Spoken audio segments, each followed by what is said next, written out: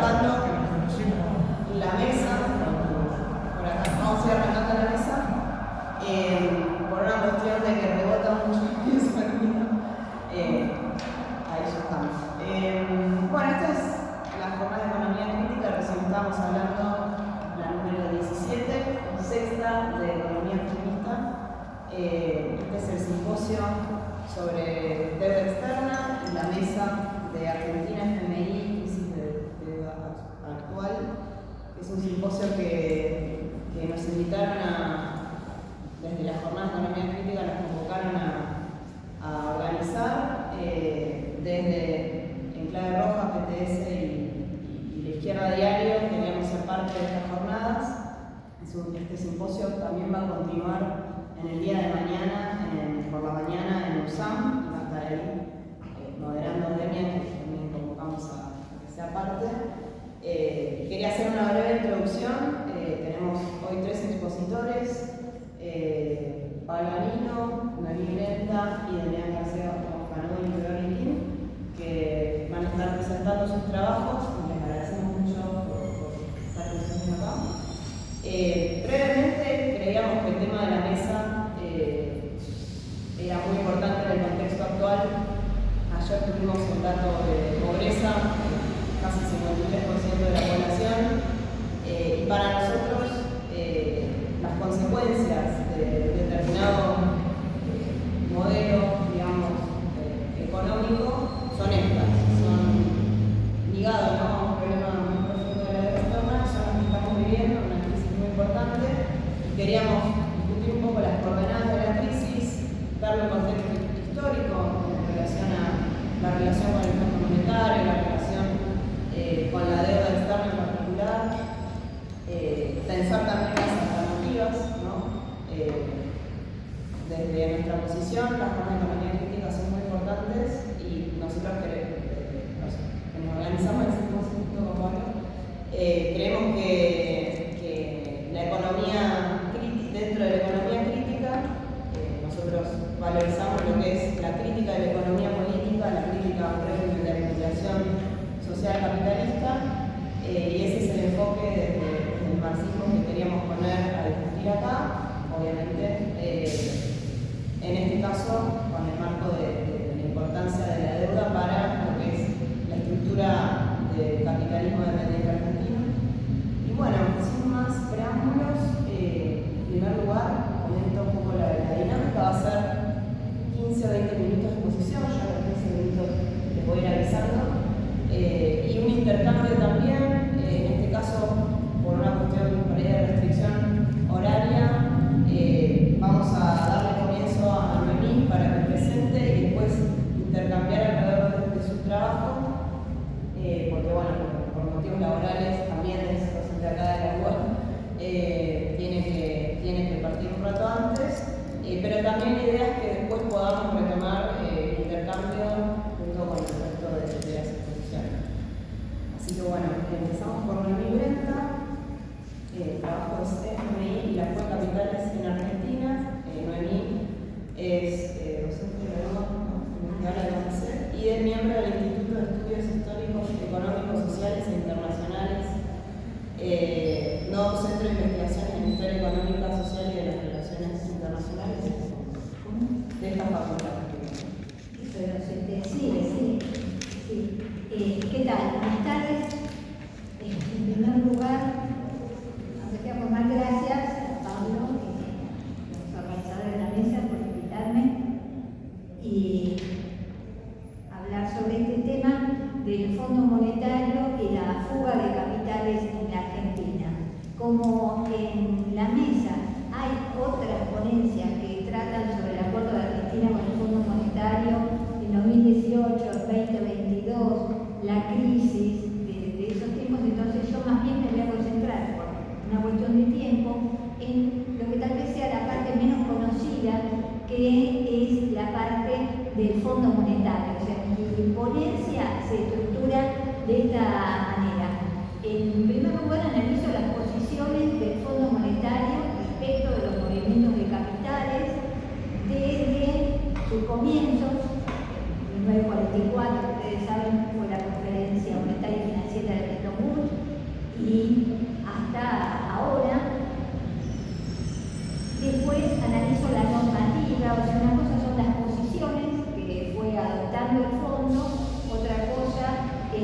normativa del fondo, que no siempre las posiciones son consistentes con la normativa, posiciones son más coyunturales, reflejan más relaciones de poder. Vamos a ver que la normativa tiene distintos niveles, de más ambiguo a más específico. Y en tercer lugar, analizo las relaciones de Argentina con el Fondo Monetario desde el tema de la fuga de capitales, también desde sus comienzos hasta ahora, hasta 2023. En realidad creo que también, para así esperar tiempo, lo que trataría sería este tema de Argentina y el fondo respecto al foco en la fuga de capitales entre 1956 y los 90 tal vez, o sea, la parte menos conocida, la parte más histórica. Entonces vamos a empezar por las políticas del fondo respecto de la fuga de capitales. En principio, o sea, esto, el marco teórico de mi exposición son las teorías del balance de pagos, principalmente,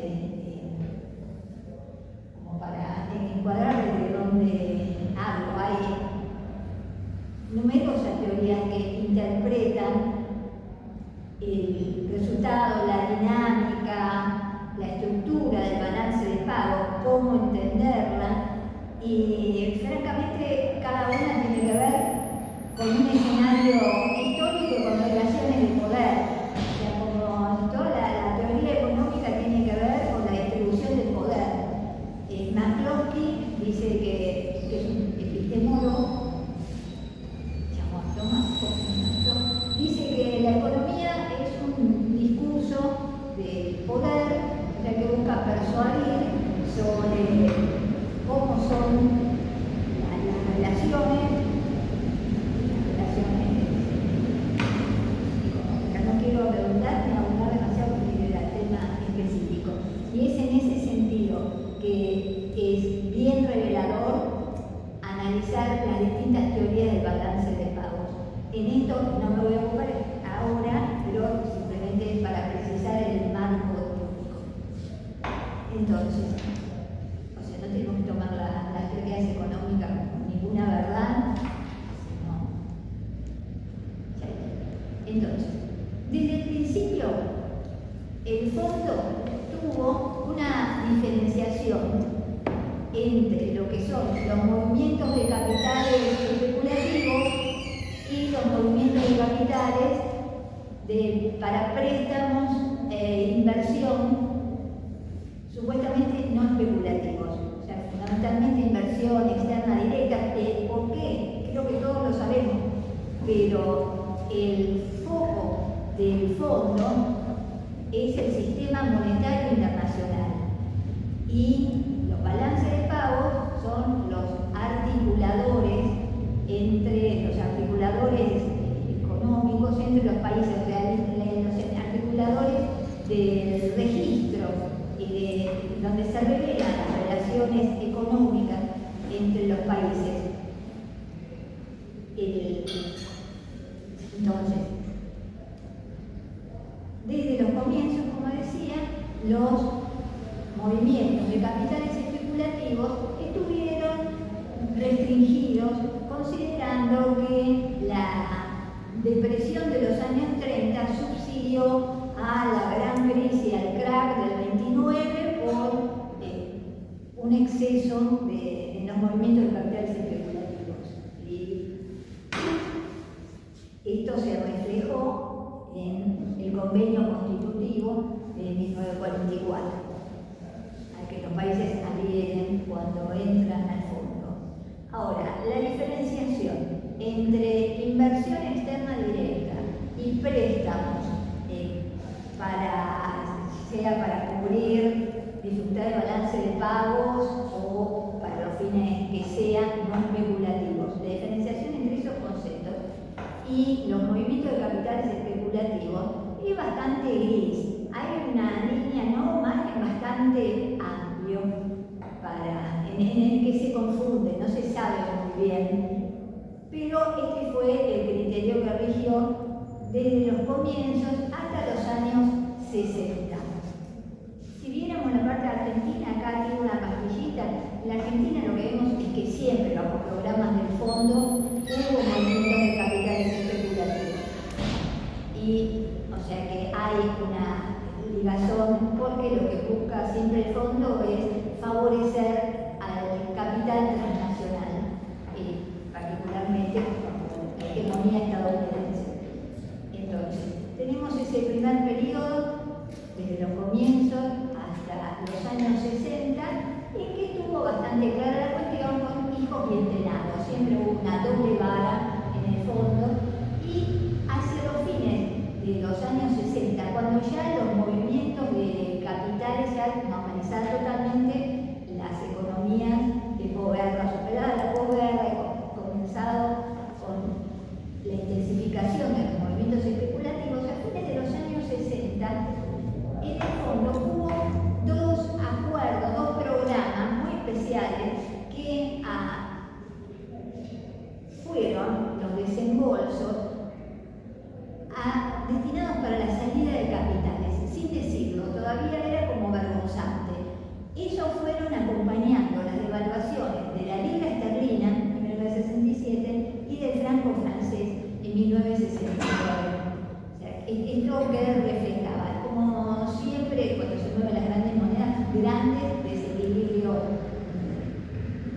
Tampoco voy a entrar. Entonces, la cuestión es que aquí vemos cómo se empieza a relajar más hacia los países centrales esta norma de que el fondo no tenía que financiar fuga de capital, no.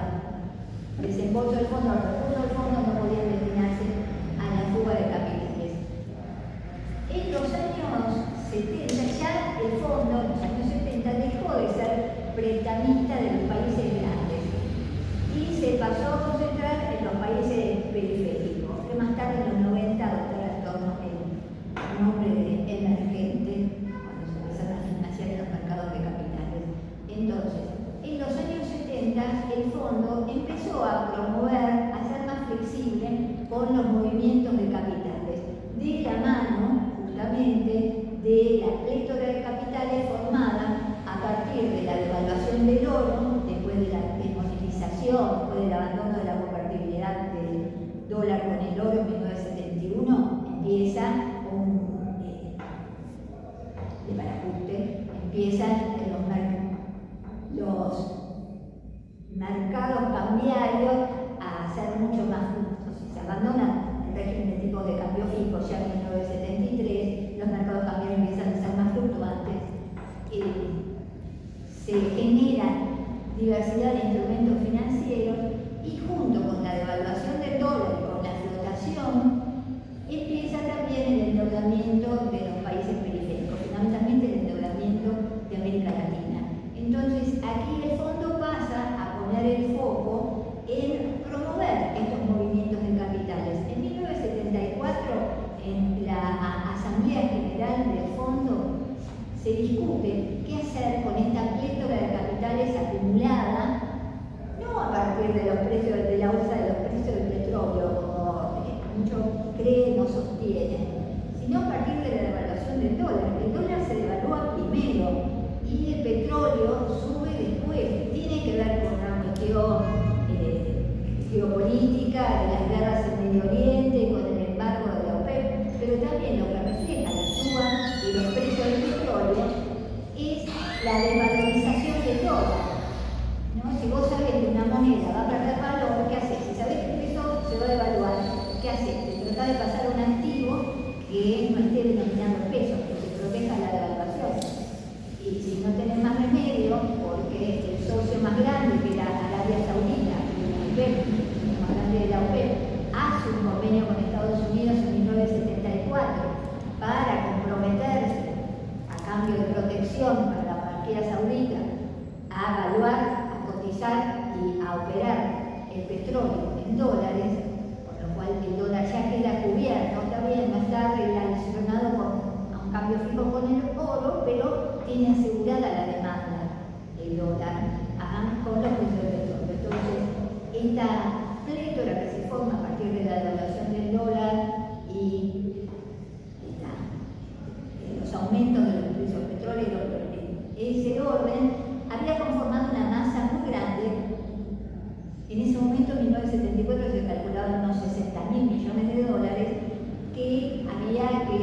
bancos depositadas fundamentalmente por los países petroleros en bancos de alcance transnacional, y los bancos tenían que prestarle a alguien, porque ese es su negocio, tomar depósitos y hacer préstamos, o era su negocio.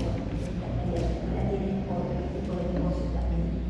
Entonces, en esa reunión del fondo de 1974 se decidió que, como era una masa muy grande, muy desestabilizadora si entraba en los países centrales, desestabilizadora del tipo de cambio, del comercio exterior, entonces se iba a destinar a los países periféricos para promover, entre comillas, promover el desarrollo. En realidad lo que promovió fue la especulación. Estas economías, como todos sabemos, se reconvirtieron a economías más ancladas en los mercados y mucho más especulativas, especialmente la Argentina. Entonces, el fondo a qué se dedicó?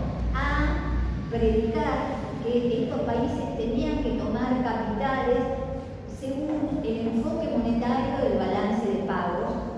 Entonces, ¿cómo es el enfoque monetario del balance de pagos? Lo que tiene que ver con esta cuestión de los movimientos de capitales, la fuga del Fondo Monetario. El enfoque monetario del balance de pagos más o menos es así. Todas las transacciones que se hacen en un país tienen una contrapartida monetaria.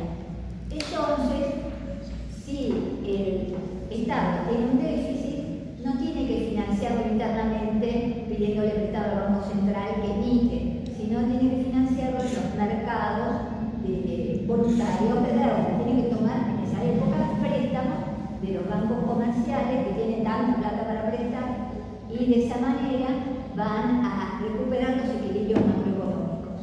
Entonces, basándose en este enfoque monetario del balance de pago que adoptaron primordialmente Pinochet, no en Chile de Pinochet y acá la dictadura, la deuda en América Latina creció de una manera exorbitante, como decía, con el apoyo del fondo, hasta que ya, como saben, en 1982 México declara la moratoria, y aquí el fondo pasa a cumplir otro rol en cuanto a cuestiones de los movimientos de capitales, que es asegurar el ajuste, hacer el gestor, el mediador entre los bancos acreedores y los países deudores. El fondo no tenía por qué serlo, porque los bancos habían prestado a su tiempo, los bancos privados habían mal prestado, los países habían mal tomado, la mayoría en dictaduras. En la clase de hoy hice un mapa de América Latina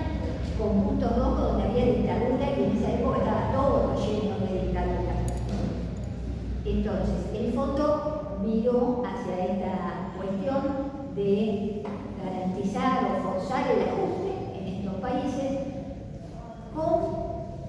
siempre como siguiendo las políticas del principal accionista del fondo y fundamentalmente de los planes instrumentados desde el Tesoro estadounidense hacia estos países, y con la cuestión de la deuda, Plan Baker, por más adelante el Brexit. Entonces ahí tenemos en los 80 el fondo y la fuga de capitales. Los bancos habían prestado, se había conformado un ciclo entero de endeudamiento y fuga.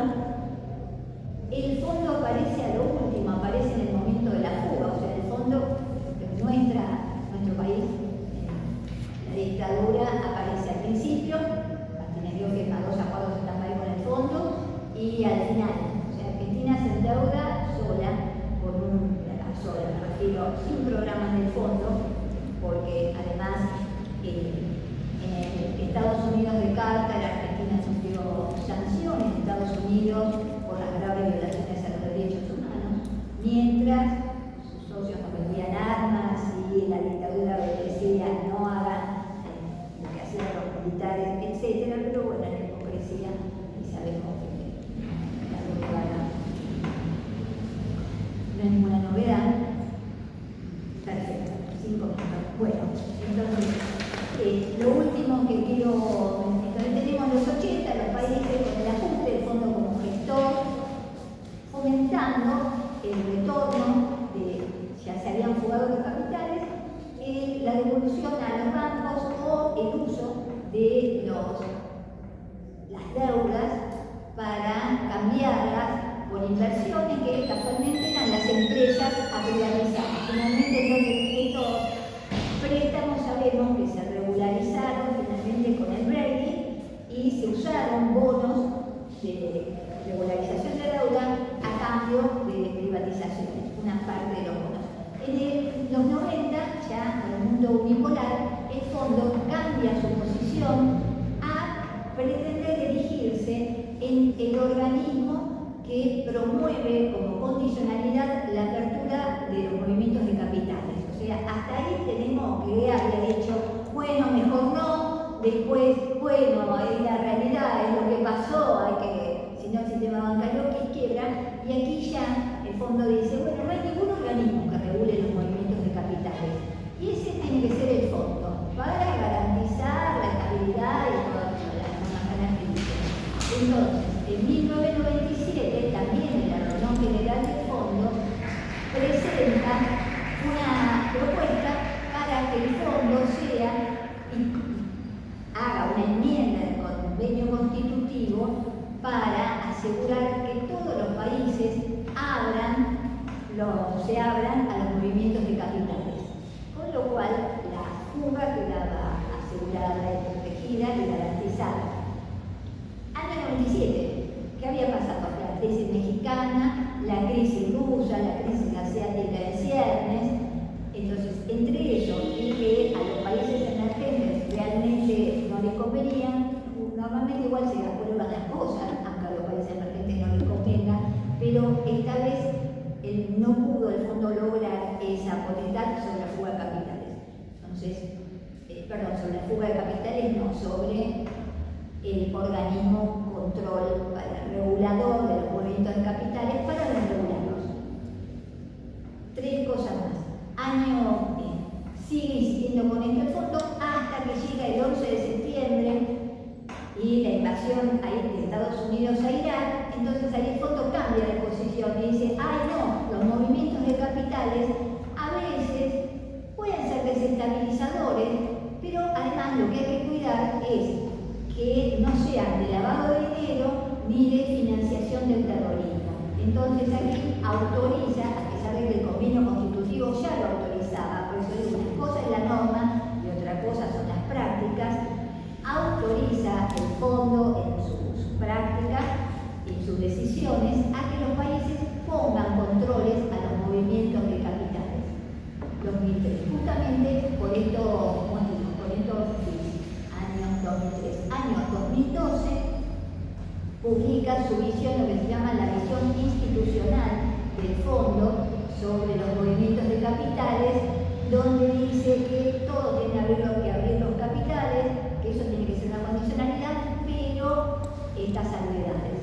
Y finalmente, en el año 2022, hace un poco más amplio los motivos por los que los países podrían poner controles a los movimientos de capitales, controles de cambio, pero que tienen que ser temporarios, justificados. O sea, en suma, el fondo sigue siendo un organismo que promueve estos ciclos como estamos viviendo de endeudamiento y fuga en favor de la acumulación cada vez más del 1%, todos los informes de pobreza y Oxfam y demás. Bueno, me acabó el tiempo. La idea sería poder aprovechar como posible mientras no se empieza acá, sobre todo por la temática, porque el otro trabajo que también refería a la relación entre el FMI, digamos, y los ciclos de la renta argentina, justo avisó que no íbamos a participar. Después seguimos con el trabajo de Pablo y con el de Demian, pero si tenemos un tiempito quizás podemos aprovechar a indagar un poco en esa parte del trabajo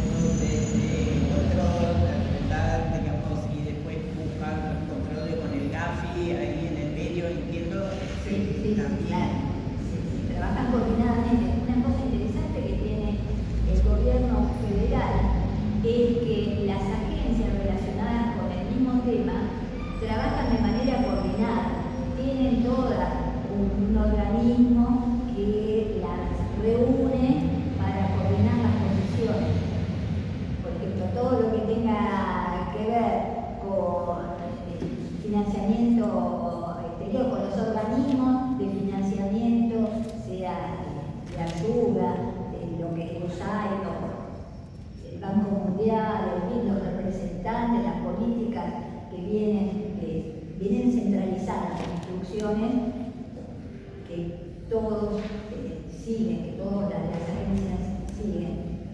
No es nuestro caso. Cancillería va por un lado, Economía va por el otro. Y ahí digamos, por ahí me parece que está bueno el contexto, digamos, todo el raconto que vos haces, como decía acá Beverly, de cómo va, como supuestamente relajando, ¿no? El FMI flexibilizando, pero en última instancia sí, bueno, pero el FMI en definitiva, digamos, no establece ninguna regulación. No, lo establece porque no puede hacerlo, porque no es su competencia. Claro. No es su competencia, justamente. Los movimientos de capitales son tierra de nadie. No hay ningún organismo o convenio regulador como sí hay en el sistema monetario internacional. Por eso es importante distinguir lo monetario de lo financiero. A veces nos parece lo mismo. El fondo intenta que lo financiero también quede bajo su órbita.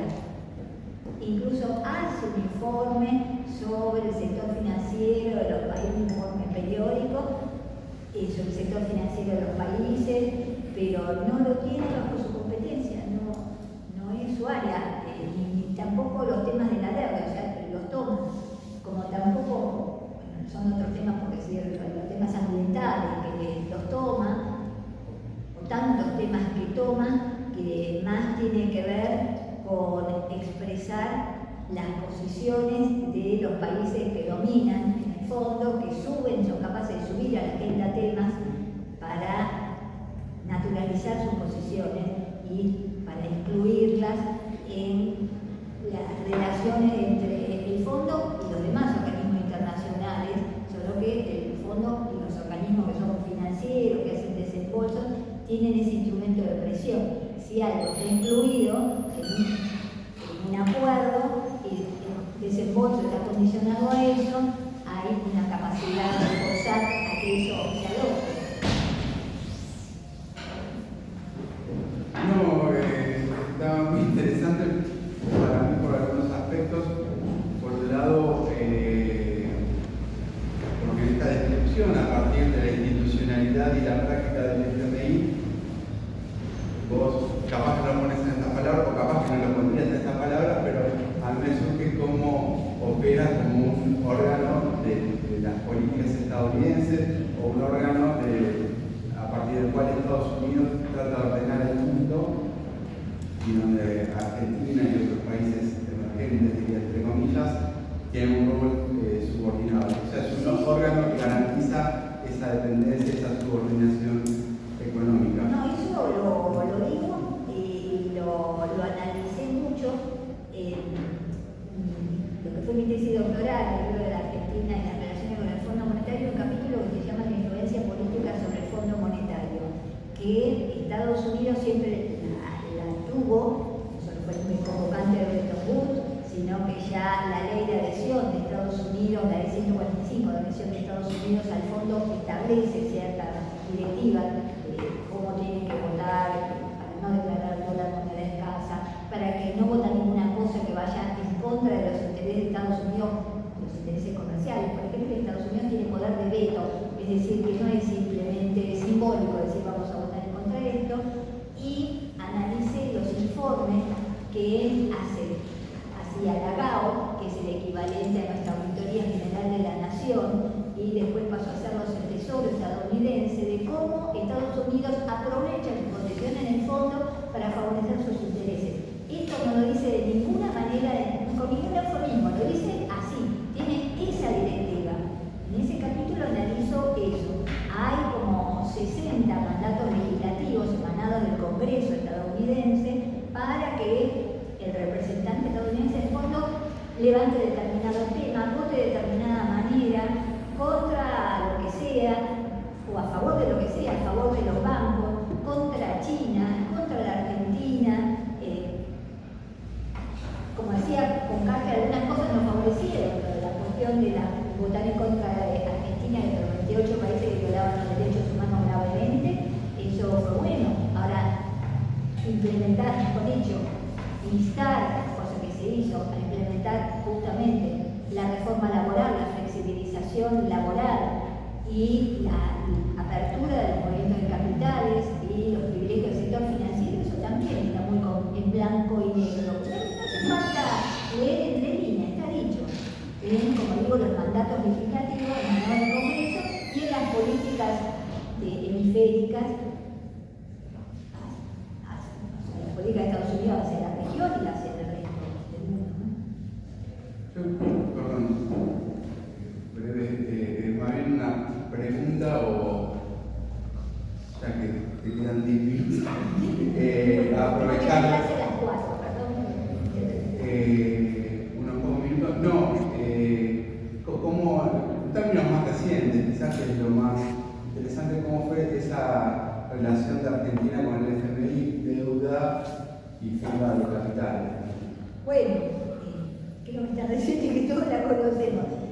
Como sabemos, en 2018 ya Duhovne no pudo conseguir financiamiento, ya las colocaciones de deuda, ya los mercados no se los absorbieron, los mercados estaban saturados de deuda externa argentina, de bonos, porque en el 16 y en el 17 había emitido cada año como 40.000 millones de dólares el gobierno argentino, el Estado argentino, el Tesoro, figura del Tesoro. Entonces, la alternativa, los fondos de inversión ya veían que venía una devaluación, se querían ir y la alternativa era pedirle al fondo, y además, viste que en la reunión del G20 se armó se visualizó, yo no sé qué hay atrás, una relación importante, digamos, en la casa que Duhovne tenía declarada en el barrio Oliver, la tenía declarada como terreno baldío, la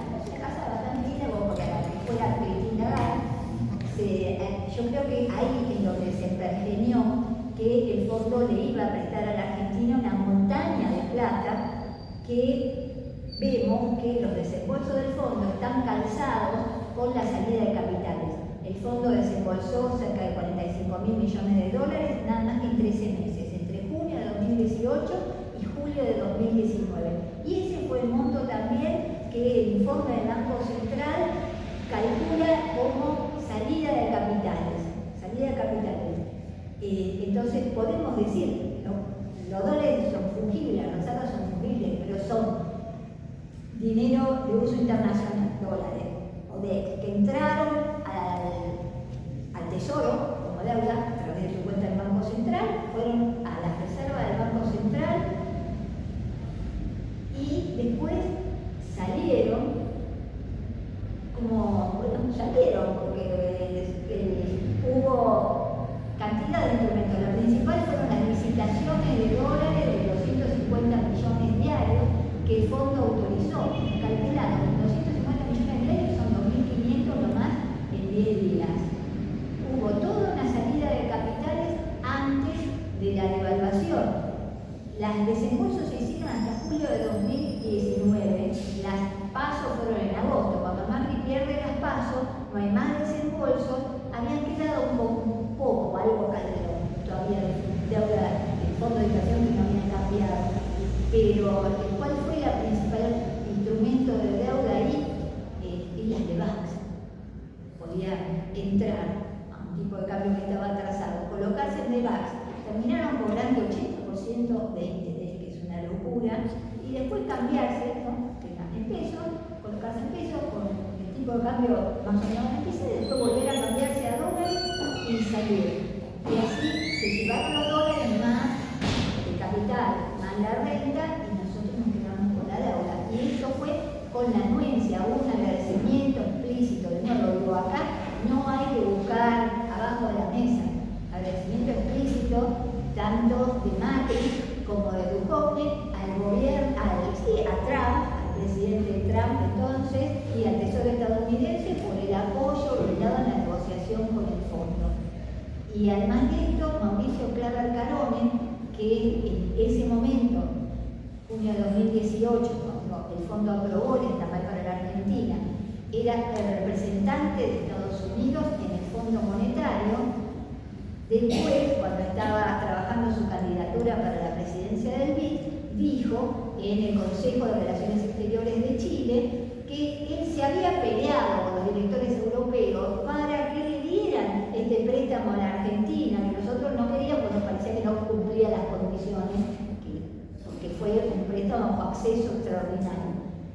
Y dijo, bueno, perdió las elecciones, pero bien claro quedó que se lo que habían dado a Macri ese préstamo para que ganara las elecciones, para que mantuviera el tipo de cambio más o menos estabilizado y no se le fuera a 60 pesos con una devaluación tan grande que con emisión cero llevó igual la inflación a 50% anual en 2019. O sea que una vez más queda refutada la teoría de que la inflación es monetaria, cero de emisión.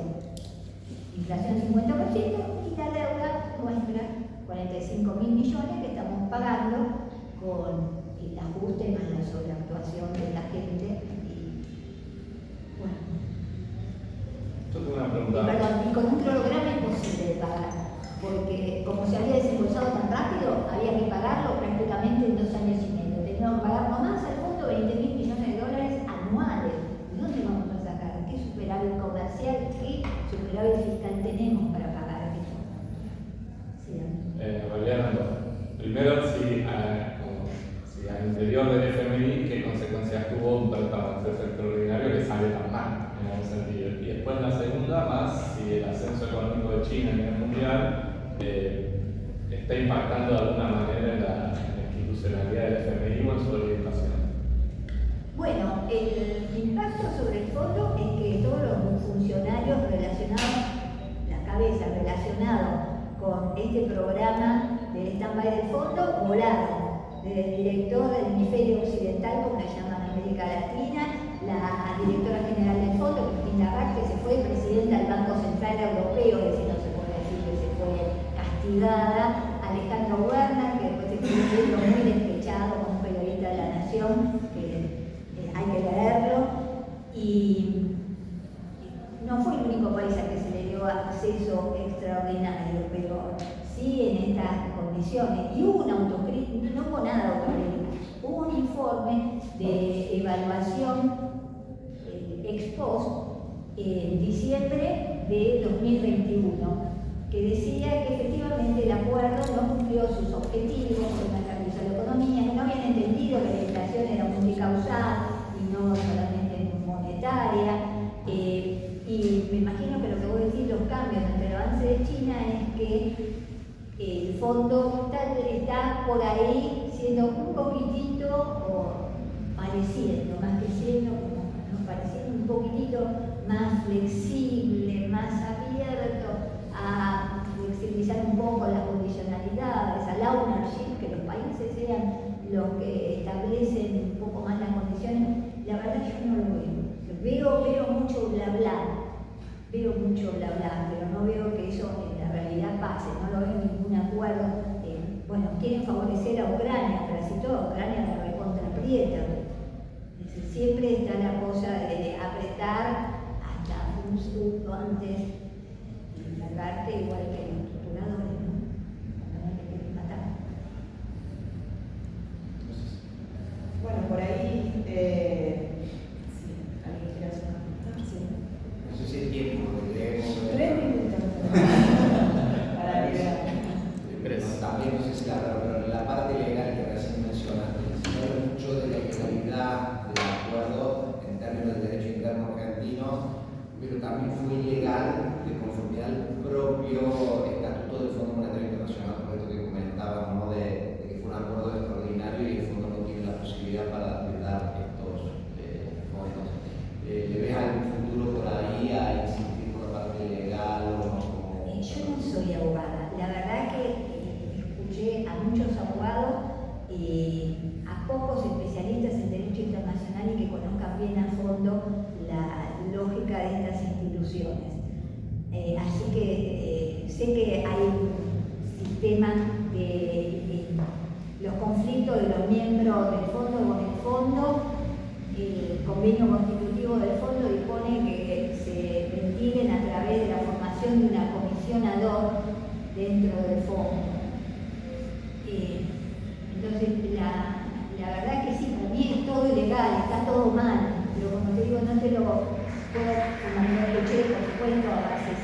Javier Ortega, a Alejandro Olmo, que tiene también sus posiciones, a José Amiune, bueno, que es mi pareja, y le pedí que estudie el tema.